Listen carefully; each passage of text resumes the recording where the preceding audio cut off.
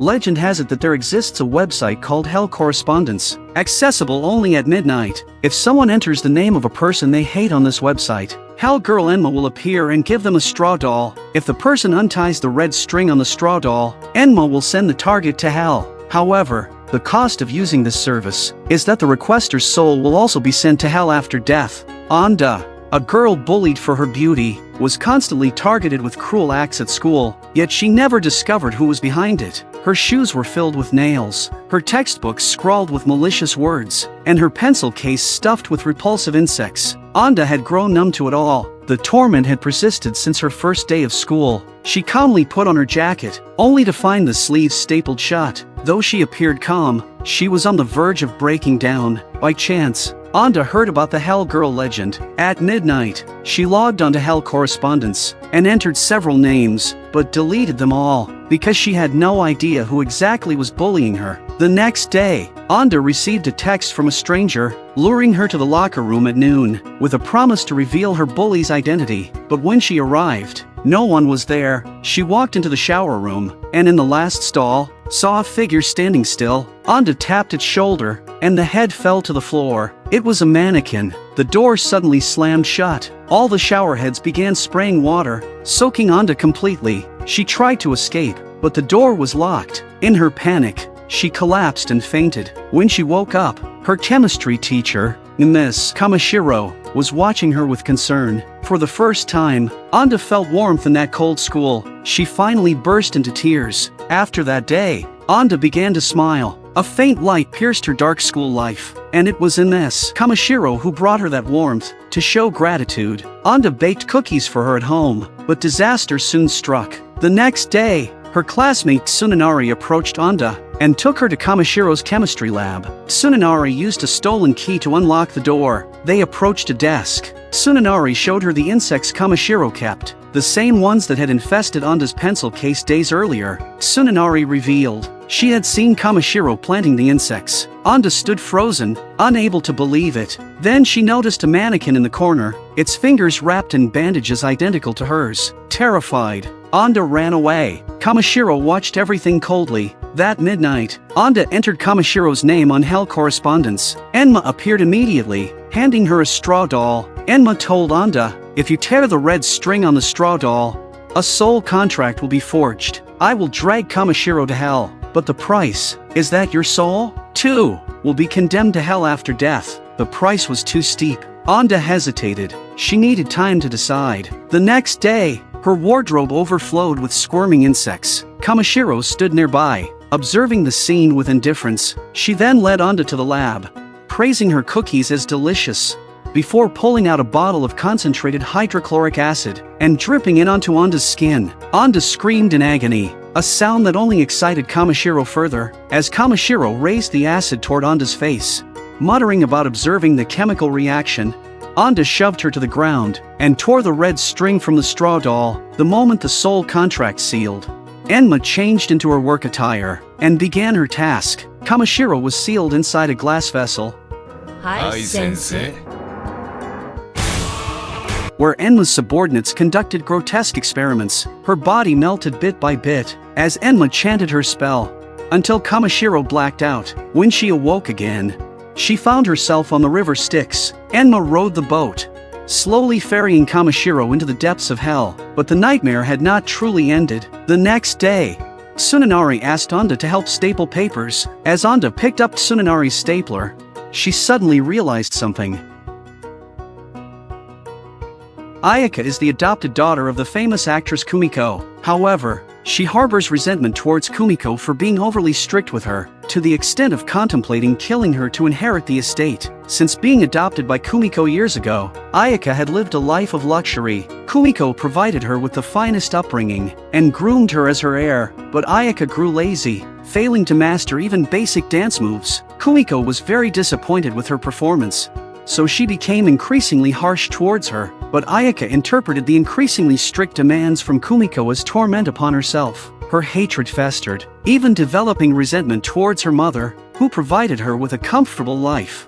In response, Ayaka even contemplated killing her foster mother to inherit her wealth. At midnight, Ayaka secretly logged onto Hell Correspondence and entered Kumiko's name. Hell girl Enma appeared instantly, handing her a straw doll. Enma explained, "Tear the red string, and I will drag Kumiko to hell, but your soul will join hers in eternal torment after death." The price terrified Ayaka. She abandoned the plan, scheming to inherit the fortune through deception instead. The next day, Ayaka hired 2 thugs from her orphanage days to stage a fake attack on Kumiko, planning to rescue her and earn trust. But Kumiko effortlessly overpowered the thugs. Ayaka rushed in with an umbrella, pretending to protect her, only for Kumiko to see through the act immediately. The next day, Kumiko brought in a new actress, Yoshiko, to play the leading role in Kumiko's farewell performance. This role was originally meant for Ayaka, but Kumiko replaced her with Yoshiko. Ayaka was furious about this change. She confronted Kumiko, demanding to know why she would do this to her. However, Kumiko calmly told Ayaka that her abilities were simply not suitable for such a significant role. Kumiko then continued to advise Ayaka that if she wanted to play important roles, she needed to work harder and improve her skills. At that moment, Ayaka was unable to listen to Kumiko's well-intentioned words. Unconsciously, she found herself in the dance studio, where she saw Yoshiko diligently practicing. The more Ayaka watched Yoshiko, the angrier she became. At this moment, a malicious plan started brewing in Ayaka's mind. The next day, after training, Yoshiko went to the dressing room to change her shoes, only to get injured by a nail inside one of them. At that moment, Ayaka suddenly stepped forward and earnestly told everyone not to harbor resentment towards Yoshiko or seek revenge just because she had replaced her. She urged everyone to treat Yoshiko well. Ayaka's words deeply touched the innocent Yoshiko, and soon they became good friends. They made plans to go out together. However, on their way, they encountered the 2 troublemakers from before. Ayaka immediately left the scene, and the 2 men took Yoshiko to a narrow alley, where they forced her to drink a bottle of throat-damaging liquid.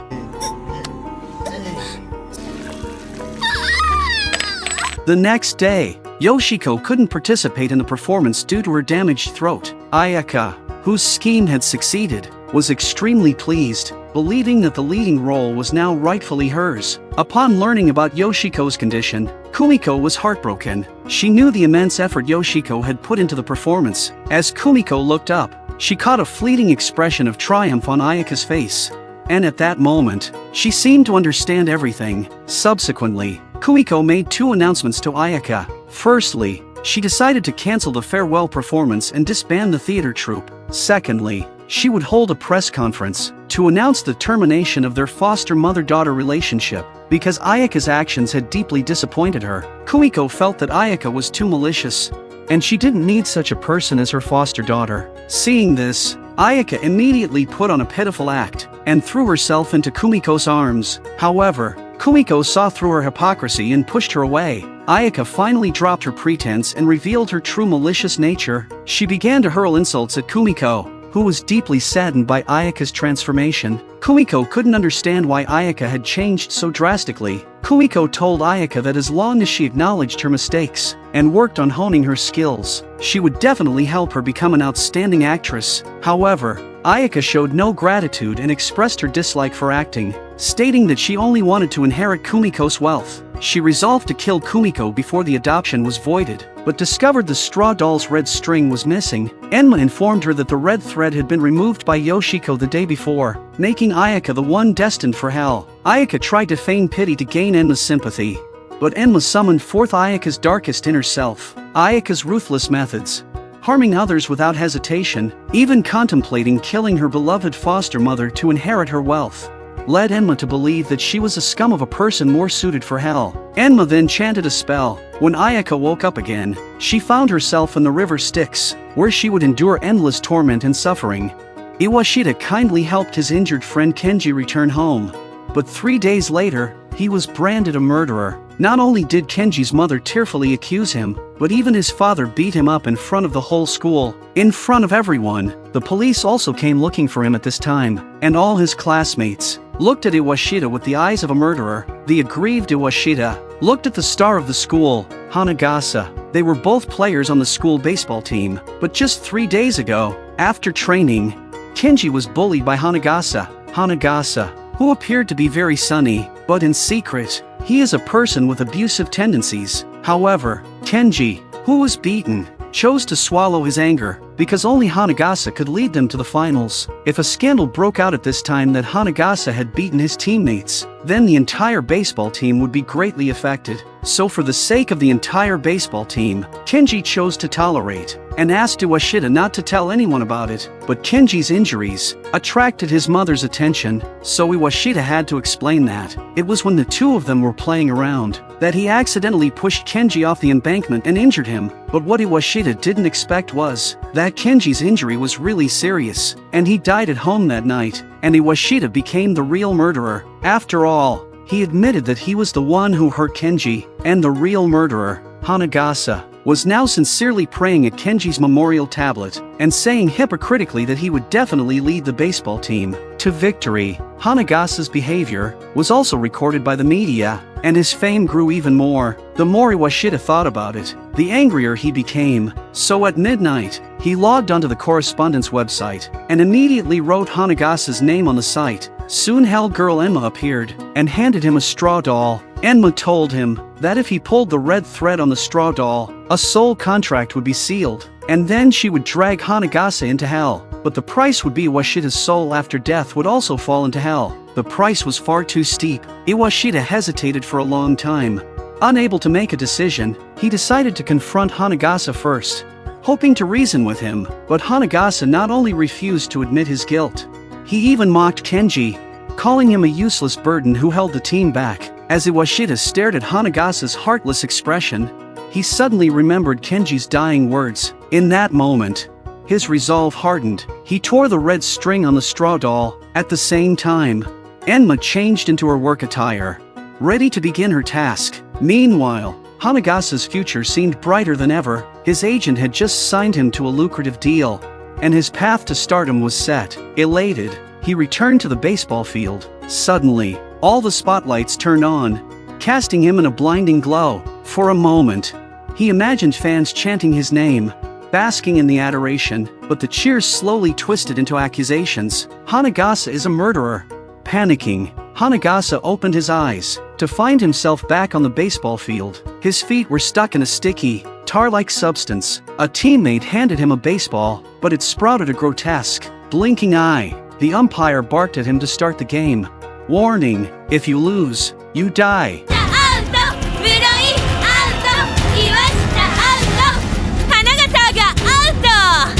Hanagasa dismissed it as a prank, and began to play, but horrors unfolded. His arm turned to stone and shattered, and monstrous visions tormented him. Just as he completely broke down, Enma's subordinates appeared, signaling the start of his judgment. However, Hanagasa still refused to admit guilt. He even felt that Kenji dying by his hands was his honor, and Iwashita taking the blame for him was even more his honor. Just then, Enma appeared. She believed that someone as inhumane as Hanagasa was more suited for hell. Enma then chanted a spell, causing Hanagasa to quickly lose consciousness. When he woke up again, he found himself on the river Styx, with Enma rowing a boat carrying him. He was to enter hell and endure endless suffering and torment.